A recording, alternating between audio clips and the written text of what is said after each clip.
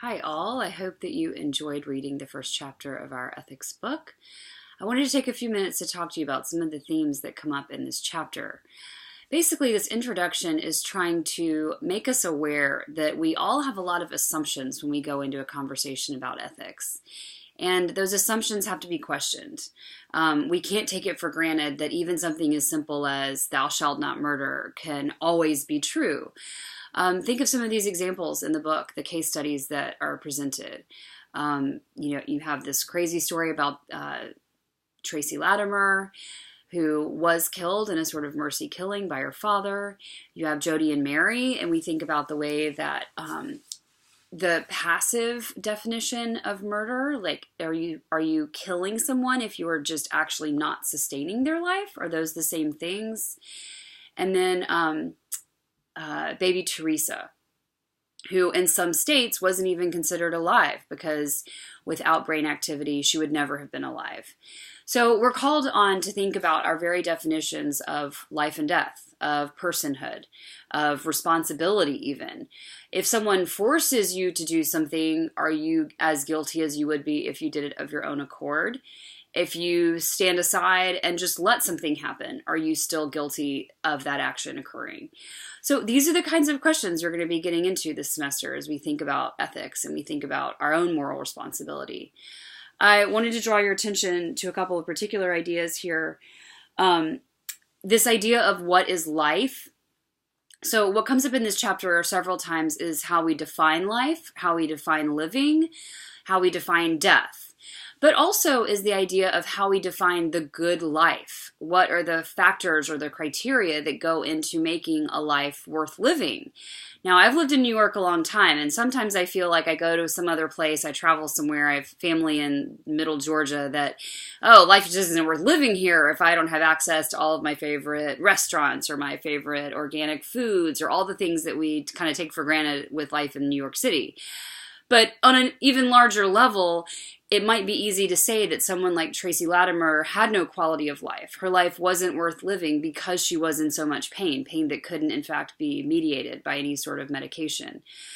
But I want you to think about an example. There was a film that came out in the 90s called The Diving Bell and the Butterfly. Maybe some of you have heard of it. Maybe you've heard of the book that it was based on. It's an excellent film if you have a chance to watch it. It's about a fashion photographer, as a matter of fact, who was in a car accident and became paralyzed everywhere. His entire body was paralyzed. He basically lived his entire life on a hospital bed, just being cared for by nurses and people in the hospital. He was able to develop an alphabet just simply by blinking his eyes. He communicated to one particular nurse with this alphabet, and she was able to write a story. It became his memoir, and then this became the book, and it became this incredibly moving and beautiful film about his experience of life. A lot of people might write that kind of life off and say, hey, I would never want to be that paralyzed. I would never want to spend my life in a hospital bed. But then we think, wait a minute, this man had a lot to say. He had an incredibly beautiful story to tell about the human spirit and perseverance and what it means to experience life in all kinds of different ways. So this idea of the good life, this is something that we're going to come back to several times over the term. Who are we to bring our own judgments of what sort of life is worth living?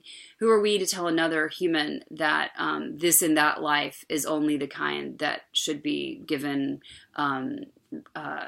recognition or acceptance? So these are some important ideas to think about as we start to get our feet wet here in discussing ethics. Two other things I wanted to bring your attention to at the very end of this chapter, chapter 1 in your textbook. This is the Rachel's and Rachel's text. I have a very old edition, but you may have any edition past the 6th edition that you can have access to. I think the digital edition is much past this. But on page 11 in this first chapter is a sentence I really wanted you to pay attention to. It says, if we want to discover the truth, we must let our feelings be guided as much as possible by reason. This is the essence of morality. The morally right thing to do is always the thing best supported by the arguments. So over and over again, as we study ethics, we're going to come back to this idea of argument, of rationality. And in this very first chapter, we're starting right out of the bat here talking about rationality and the way that it connects to our moral judgments. And again, on page 13, I wanted you to see this sentence right under 1.6, the minimum conception of morality. Morality is, at the very least, the effort to guide one's conduct by reason.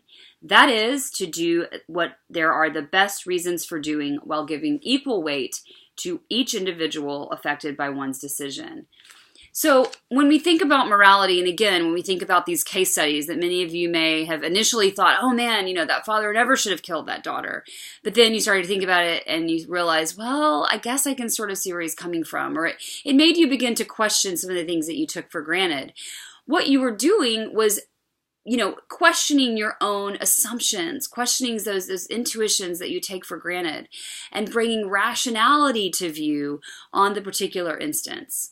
So we're going to be coming back to this idea a lot. In the next unit, we'll be talking about the ideas subjectivism, emotivism, and relativism. We'll be talking a lot more about how rationality guides our moral judgments and how it should be the thing that gives us a basis, a ruler, a standard, a thing that we can always come back to and say, well, wait a minute, my feelings might have been that this was one way, but I'm looking back at rationality and it says something else. So I will see you all again when we discuss those issues coming up next time.